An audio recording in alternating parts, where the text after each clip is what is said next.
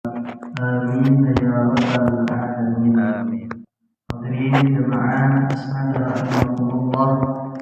Mudah-mudahan kita semua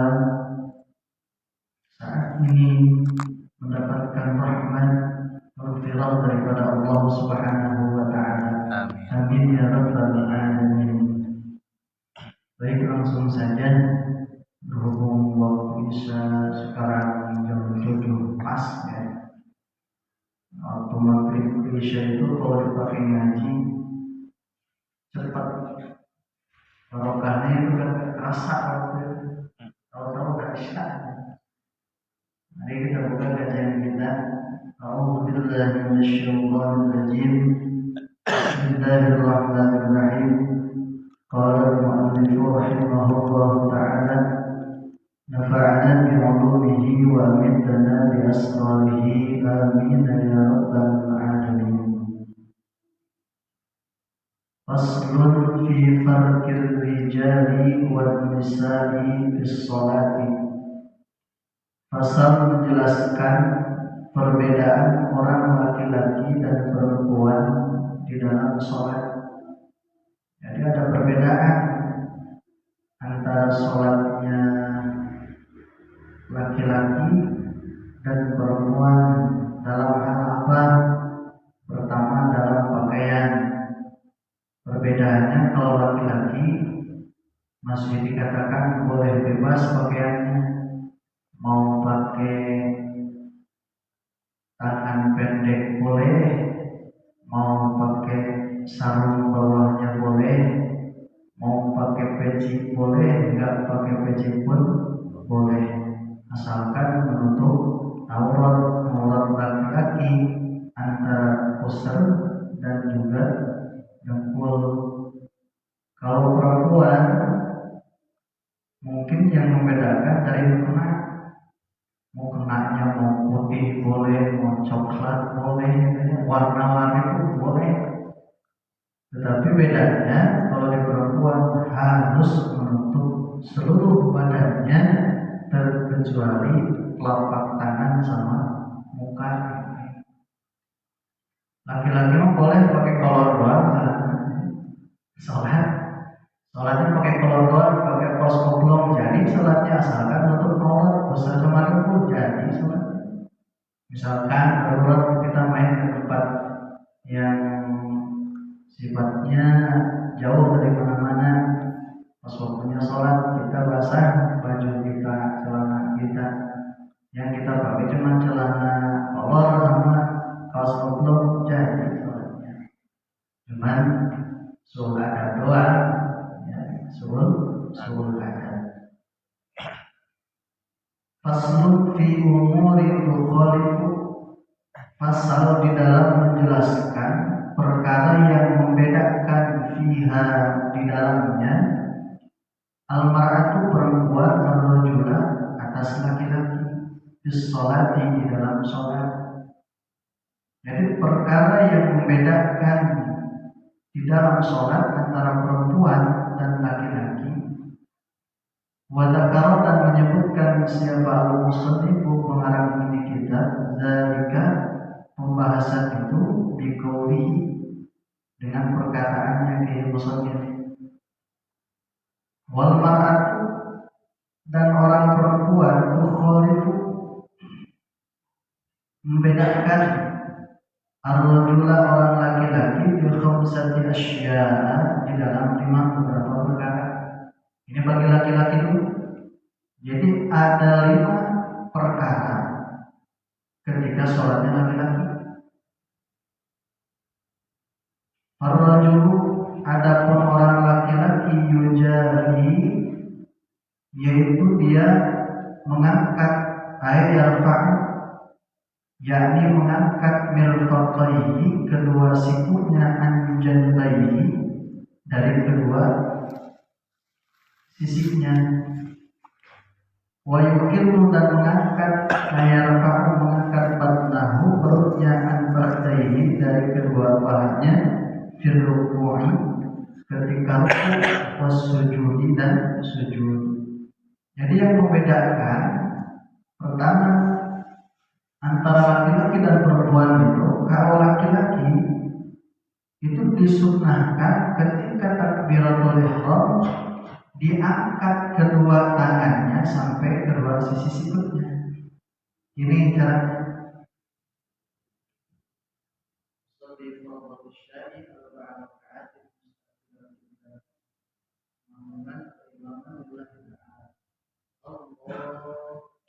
Posisinya itu diangkat kedua tangannya.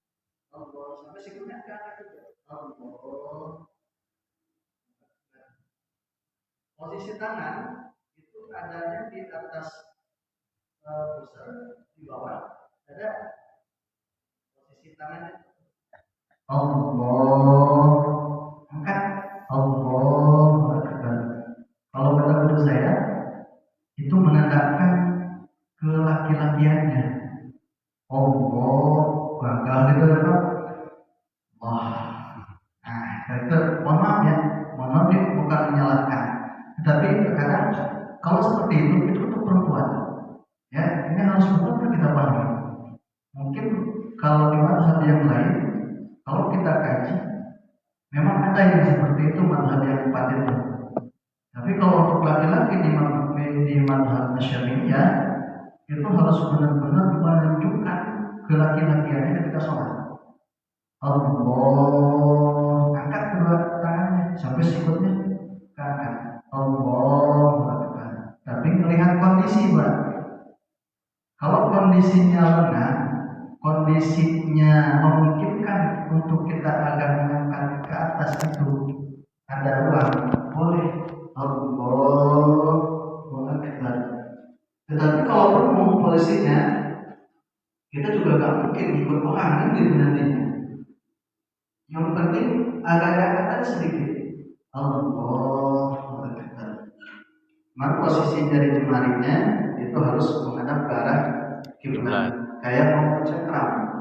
Allah Akbar. Ya, itu yang pertama. Dan ketika rukuk, dua tangan itu diletakkan di atas paha, dan ketika sujud juga diletakkan di atas paha. Maaf saya contohkan ini. Nah, ini tapi harus benar-benar lurus dulu baru baca Subhanallah dini wa bihamdi. Jadi letakkan di atas paha. Itu yang membedakan ya, antara sholat laki-laki dan perempuan. Wa yajharu, dan mengeraskan suara fi mawdi'il jahri, dalam posisi mengeraskan suara. Ini bukan hanya buat imam saja ya. Imam itu ketika sholat yang sir otomatis tidak mengeluarkan suara. Bukan berarti tidak mengeluarkan suara, artinya harus kedengar sama telinga sendiri. Ketika sholat zuhur, asar, bukan dalam hatinya. Oh, nggak kedengar harewasna, ya, nggak kedengar perkataannya, nggak kedengar omongannya, nggak kedengar. Nah, itu harus kedengar sama sendiri. Ya. Dalam sholat yang jahar, maghrib, isya, subuh, itu laki-laki juga sama. Imam kedengar suaranya kencang, tapi makmum pun jangan hanya dalam hati bacanya, tapi harus kedengar sama telinga sendiri. Kedengarkan sendiri.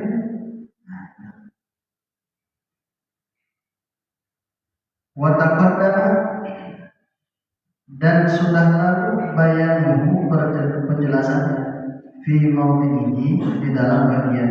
Kita sudah bahas kemarin. Sering saya bilang ketika imam baca Fatihah, kita baca doa iftitah. Itu harus kedengar sendiri. Atau imam pun baca doa iftitah juga ada. Subhanallah bukratan wa asila.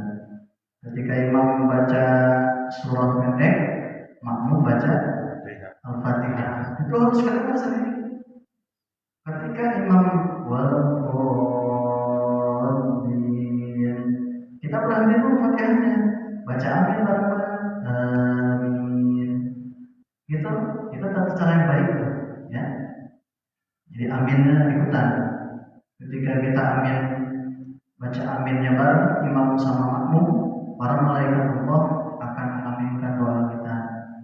Doanya dijawab sama malaikat beda dengan kita. Doa kita mah jauh dari dijawabnya. Kalau doa malaikat pasti dijawab. Wa idza nabah, dan apabila mengenai orang yang sholat, ay as-salah, mengenai orang sholat, syai'un sesuatu bis-sholati di dalam sholat, sabbaha, maka dia bertasbih, fayaqulu, maka dia berkata subhanallah, yaitu membaca subhanallah. Tujuannya apa? Biqasdid dzikr, dengan bermaksud zikir. Contoh, imam itu lupa dalam hitungan sholat, atau lupa tidak baca Fatihah ketika dalam sholat. Makmum tahu, wah ini imam nggak baca Fatihah, wah ini imam lupa hitungan sholat. Nah maka kita ini disunahkan baca subhanallah, tapi harus ingat tujuannya bukan untuk memberitahu imam, tujuannya untuk zikir sekaligus untuk memberikan warning kepada imam bahwa imam itu ada yang salah. Jadi yang pertama itu niatnya bukan memberitahu imam, tapi niat yang pertama adalah zikir subhanallah. Imam itu misalkan nggak atau nggak sadar, ini makmum apa sih, atau subhanallah saya nggak salah, di situ sudah batal, ada hubungan seperti itu. Ya maka si imam ketika diberitahu sama makmum melakukan subhanallah, tujuan pertama untuk zikir, yang kedua ini memberitahu pada imam bahwa imam itu ada yang keliru dalam sholat.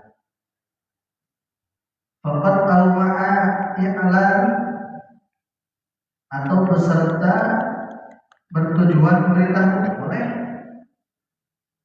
Jadi selain dari zikir, kita juga memberitahu tentang pembatalan atau kesalahan imam. Awat lako, atau memutlakkan, maka lantatul sholatuhu, maka tidak batal sholatnya. Contoh misalkan kita bermakmum, imamnya ada yang salah dalam hitungan, kita baca subhanallah, maka tidak batal sholat kita, karena zikir yang pertama, kedua memberitahu pada imam bahwa ada salah satu ketika sholat yang lupa. Awil i'lami, atau memberitahu, fakat batalat, maka batal sholatnya. Beda dengan kita niat memberitahu imam. Biasanya nggak satu orang sih ya, yang mudah-mudahan ada yang lagi sholat bermakmum atau berjamaah. Ketika si imam lupa, kira-kira satu orang apa banyak orang yang memberitahu imam kira-kira? Subhanallah, kan bareng-bareng biasanya ya. Refleks gitu ya, mulut kita itu sudah terbiasa dengan zikir amin. Ketika imam lupa, ada 3 orang 4 orang yang baca subhanallah, nggak paham subhanallah, ayo baca dulu gitu subhanallah sampai beberapa kali. Kalau si imam itu tetap nggak paham, nggak buka, ya nanti tinggal selesai, kalau ditarik batal. Berarti nanti tinggal sujud sahwi gitu ya. Itu kemudahan dalam ibadah kalau pakai ilmu. Nah, jadi kalau bisa niatnya itu bukan memberitahu, tetapi kita niatnya zikir yang pertama, yang kedua kita memberitahu tentang kesalahan imam. Ketika kita niatnya memberitahu saja, batal. Nah, ini kebanyakan di penjelasan itu ketika imam lupa baca subhanallah. Jadi nggak dijelasin niatnya untuk zikir dan niat memberitahu imam. Ada juga yang mengatakan ketika imam lupa, cara memberitahu si imam itu dengan baca subhanallah. Di sini dikatakan fatolat ketika kita niat memberitahu si imam saja itu batal sholatnya seketika. Tapi kalau dia zikir yang kedua memberitahu imam tidak batal. Lantas sholat tidak batal sholatnya. Sebelum dilanjut, ada yang mau bertanyakan? Silakan. Ya, Assalamualaikum warahmatullahi wabarakatuh. Karena izin bertanya untuk mengenai tadi yang barusan dibahas itu mengenai tentang kesalahan si imam, kemudian dikasih tahu atau melakukan zikir sekaligus memberitahu. Ternyata si imamnya itu nggak paham itu masalah memberitahu bahwa si imam ada yang ketinggalan salah satu rukunnya. Ketika tadi dikatakan misalkan subhanallah, bahkan subhanallah, ternyata imam nggak memiliki kesadaran bahwa dirinya salah karena merasa mungkin benar ya, nggak salah. Kemudian di akhir itu si imam nggak sujud sahwi karena dia benar-benar merasa nggak ada yang ketinggalan. Kemudian sampai salam lah terakhir. Nah, bagaimana hukumnya kalau hal itu terjadi sampai terakhir? Apakah batal semua atau imam saja yang batal? Terima kasih. Assalamualaikum warahmatullahi wabarakatuh. Waalaikumsalam warahmatullahi wabarakatuh. Jadi penjelasan itu ketika si imam benar-benar ngeblank, lupa, nggak kalau misalkan makmum itu bilang subhanallah pasti ada yang salah. Ketika mau salam, si imam itu tetap salam. Terus makmum otomatis harus mengikuti imam sampai salam. Ada dua yang bisa kita lakukan. Pertama, mengikuti si imam. Ada bahasa ketika kita berjamaah, semua jamaah yang di belakang makmum itu ditanggung sama imam. Berarti nanti resikonya kesalahan itu semuanya dipasrahkan ke imam. Makmum tidak tahu apa-apa. Yang kedua, ketika si imamnya salam, makmum tahu kok ini si imam nggak sujud sahwi, makmum sujud sahwi. Kira-kira semuanya sujud sahwi apa satu orang dua orang kira-kira? Ketika sujud sahwi, pastinya yang paham aja kan, yang sujud sahwi. Maka yang sujud sahwi tadi ketika imamnya salam boleh sujud sahwi. Ketika salam sudah selesai sholatnya, kasih tahu Pak punten gitu, tadi ada yang lewat satu rakaat. Nah, maka si imam itu wajib untuk melaksanakan sholat lagi. Jadi sholat yang pertama tidak sah karena recording satu. Nah, jadi harus sholat lagi. Dan si makmum yang tadi tidak sujud sahwi harus ikutan berjamaah. Kita caranya pernah saya alami ketika saya bermakmum, ada orang nanya, kok sujud sahwi kan katanya harus mengikuti imam. Ya nanti resikonya kasihan imam sendiri harus nanggung kita semua. Ini yang paham, ya kita sujud sahwi, habis itu kita salam. Karena dengan si imam salam itu sudah keluar daripada sholat. Kita yang paham sujud sahwi, habis sujud sahwi salam, kasih tahu imam tentang pembatalan atau kekurangan daripada sholatnya si imam. Itu kan? Tambahan sedikit pertanyaannya, Ya. Melanjutkan yang barusan. Kalau misalkan ada kesalahan, kemudian kita sudah diingatkan, berarti otomatis kita melakukan, kalau misalkan kekurangan rakaat, otomatis ditambah rakaatnya ketika sedang sholat. Nah, sedangkan udah ditambah, apakah harus sujud sahwi atau tidak?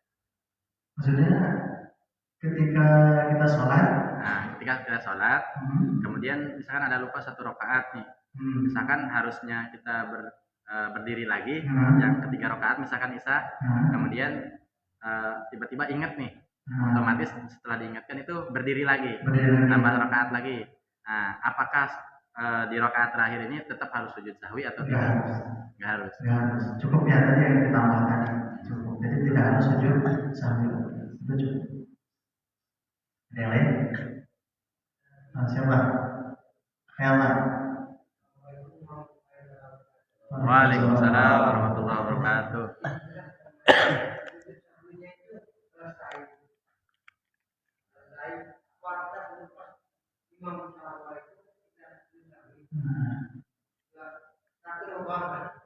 Dua. Iya, dua kali sujud. Iya. Nah, jadi posisinya sebelum salam yang pertama sujud sahwi itu dilakukannya. Ya. Ketika mau sujud sahwi, sebelum salam yang pertama itu kita sujud sahwi. Sujud bacaannya subhana man la yanamu wa la yasbu.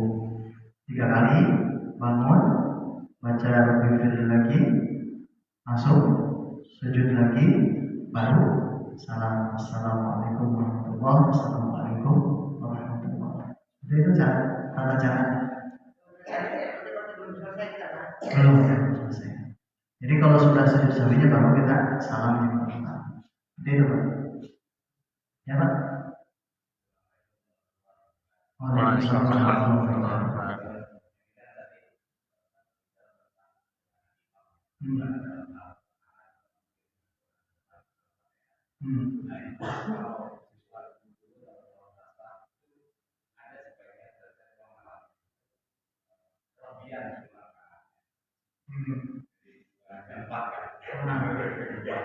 Jadi 5. Wah, pahalanya double ini. Double. Terus Jadi 6, jadi 5.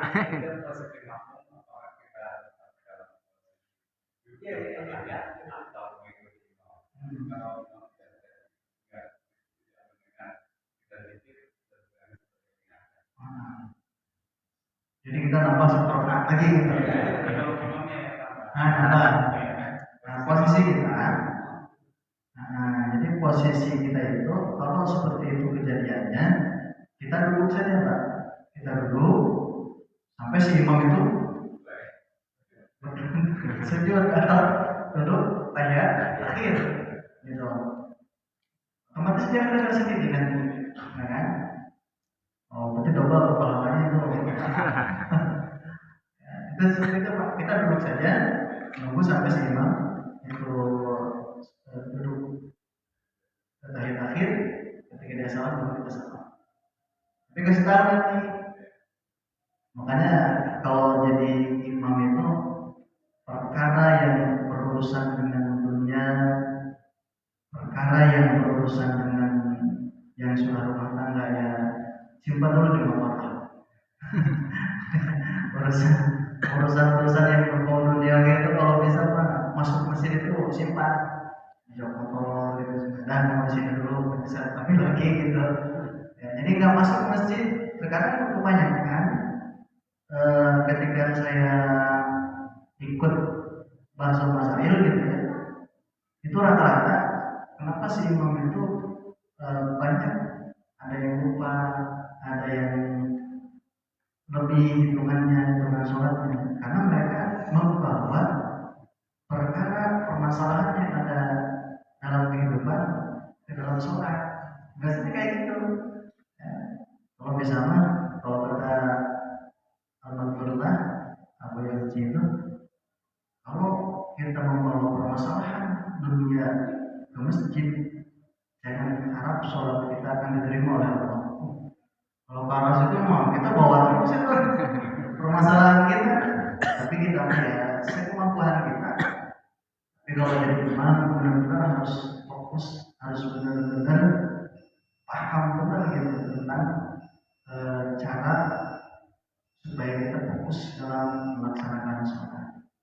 Karena ketika sholat itu yakinkan dalam hati kita ini lagi menghadap Allah yang menciptakan alam dunia dan isinya. Karena baras itu sulit juga kita. sama sholat aja dah. Sholat aja. Tapi bertahap harus naik tingkatan, harus naik level. Jangan tiap tahun itu stuck aja kelas 1, nggak naik kelas 2. Karena berat, ketika kita naik kelas otomatis dari mulai ujiannya juga naik kelas. Kalau mungkin kelas 1 terus kan dari kehidupan. Kalau bisa naik terus tiap tahun nilai ibadah kita di hadapan Allah Subhanahu wa Ta'ala. Ini baru 2 ya, yang kita jelaskan tentang cara pembedaan antara sholatnya perempuan dan laki-laki. Kita simpulkan, jadi yang pertama, laki-laki dalam sholat itu ada 5 beberapa perkara. Pertama, ketika takbiratul ihram, kedua tangannya diangkat, Allahu Akbar. Terus kedua tangannya ketika rukuk dan sujud itu ditempelkan di atas paha, atas pahanya. Ketika ada perkara yang membuat si imam itu lupa dalam sholat, maka kita makmum disunahkan membaca zikir. Subhanallah. Pertama zikir niatnya, yang kedua niat memberitahu si imam. Terus ketika dalam sholat yang jahar maupun yang secara sir itu harus kedengar sama telinga sendiri, jangan sampai dalam hati, harus kedengar sama telinga sendiri. Ketika kita sholat membaca Fatihahnya itu harus kedengar. Mungkin untuk malam ini pembahasannya cukup segitu dulu, berbuat tadi. Ada yang mau bertanya lagi?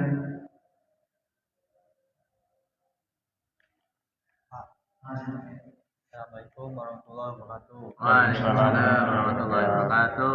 Kalau semisal kita kan berjamaahnya sama yang sholat subuh misalkan yang nggak pakai kunut, nah kita kan yang pakai, nah itu harus sujud sawi sendiri apa gimana?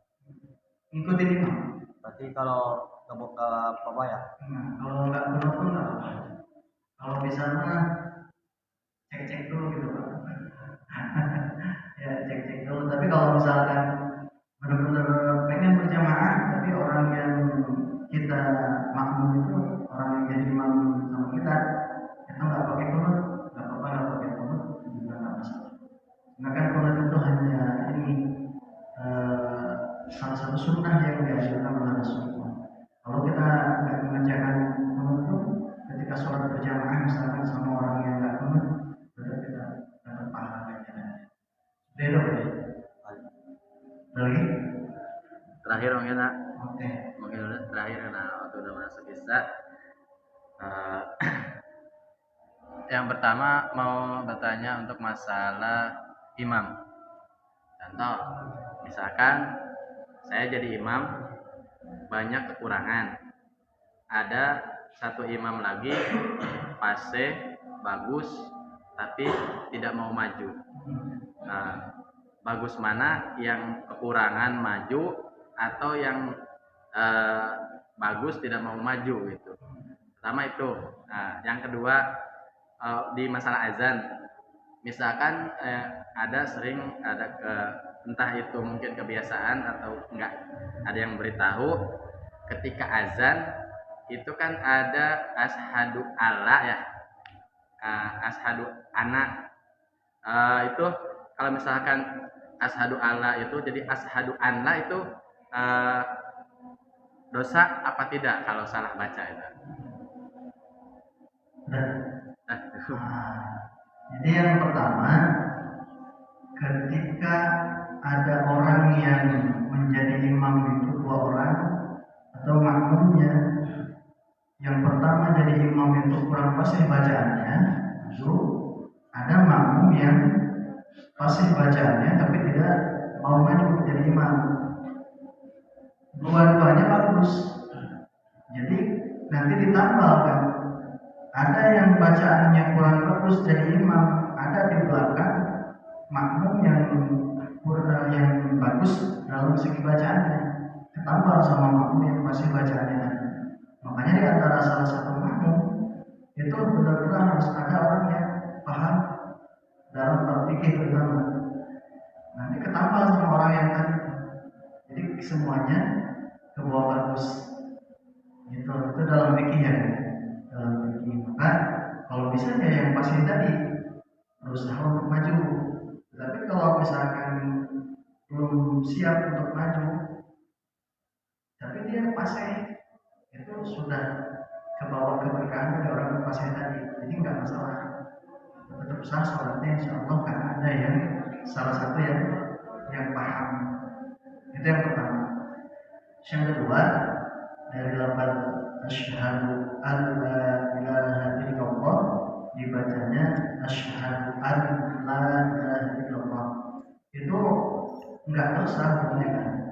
Cuman dari segi tajwid kurang gitu ya. Karena kan an la ilaha illallah itu idgham biladuna. Idgham biladuna itu artinya harus dimasukkan nunnya ke lam Allah ya. Ada juga asyhadu alla, nah, itu juga salah gitu ya. Ini dalam berbicara masalah tajwidnya. Kalau bisa agak tekan asyhadu alla ilaha illallah. Hukumnya enggak dosa. Cuman kalau berbicara tajwid hukumnya dosa. Dan tajwidnya salah soalnya gitu ya. Itu harus dipertahankan lagi kan. Kita terus belajar. Karena ketika azan juga tetap kalau nggak pakai tajwid nggak enak dan seperti itu kan. Mungkin kita cukupkan dulu untuk malam ini. Mudah-mudahan kita semua pada malam ini mendapatkan ilmu yang barokah, manfaat, ya rabbal alamin, ya rabbal alamin. Mudah-mudahan sedikit banyaknya manfaatnya berkhusus untuk diri pribadi dan fakir, umumnya jemaah sekalian. Amin ya Allah ya Allahumma sholli ala sayyidina Muhammadin awwalil wa akhirin. Barik wa sallim wa Amin. Bismillahirrahmanirrahim. Alhamdulillahirabbil alamin. Amin. Allahumma inna nas'aluka ilman nafi'an wa rizqan wasi'an wa shifaa'an min kulli da'in bi rahmatika ya arhamar rahimin. Amin. Rabbana hab lana min azwajina wa dhurriyyatina qurrata a'yun Amin. waj'alna lil muttaqina imama. Amin. Rabbana atina fid dunya hasanah wa fil akhirati hasanah wa qina adzabannar. Amin. Sallallahu ala sayyidina Muhammad wa ala alihi wa sahbihi wasallam. Amin. Alhamdulillahirabbil alamin. Demikian yang bisa saya sampaikan. Wallahu muwaffiq ila aqwamit thoriq. Assalamualaikum warahmatullahi wabarakatuh. Waalaikumsalam.